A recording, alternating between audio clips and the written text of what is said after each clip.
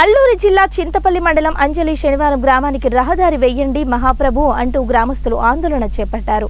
పంచాయతీలో 30 గ్రామాలు పైబడి ఉన్నాయి. వీరంతా ఏ కష్టం వచ్చినా కాలినడకన వెళ్లవలసిందే.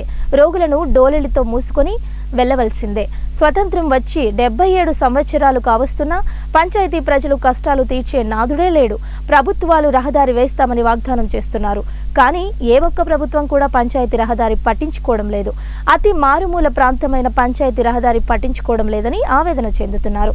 ఇప్పటికైనా ప్రభుత్వం పంచాయతీని పట్టించుకుని శ్రమదానంతో వేసుకున్న రహదారిని తారు రోడ్డుగా వేయాలని కోరారు. చాలా ఇబ్బందులు పడవలసి వస్తుంది. ఇట్లా కొన్ని యాక్సిడెంట్లు కూడా జరుగుతుంది. అటువంటి గవర్నమెంట్ ఎవరు పట్టించుకోవడం కూడా లేదు.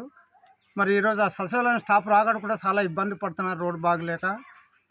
ఇటువంటి కార్యక్రమాలు మేము బాధలు పడవలసి వస్తున్నది. ఎంతమంది అధికారులకు కంప్లైంట్లు ఇచ్చినా వారి పట్టించుకోవట్లేదు.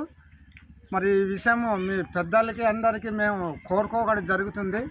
మాకు ఇటువంటి అవకాశం రోడ్డు కల్పిస్తారని నేను మీకు నమస్కారాలు చేసి చెప్పడం జరుగుతుంది. మీకు రోడ్డు ఎక్కడి నుంచి ఎక్కడికి కావాలి? జాజులపాలెం నుంచి అంజలి శనివారం. ఎంత దూరం ఉంటుంది? 5 కిలోమీటర్లు. 5 కిలోమీటర్లు మాత్రం చేయడానికి చాలా ఇబ్బందులు పడుతున్నారు. 5 కిలోమీటర్లు చేయడానికి చాలా ఇబ్బందులు పడుతున్నారు. చాలా బడ్జెట్ వస్తున్నది కూడా వారు మా బడ్జెట్ లేదని చెప్తున్నారు అధికారులు.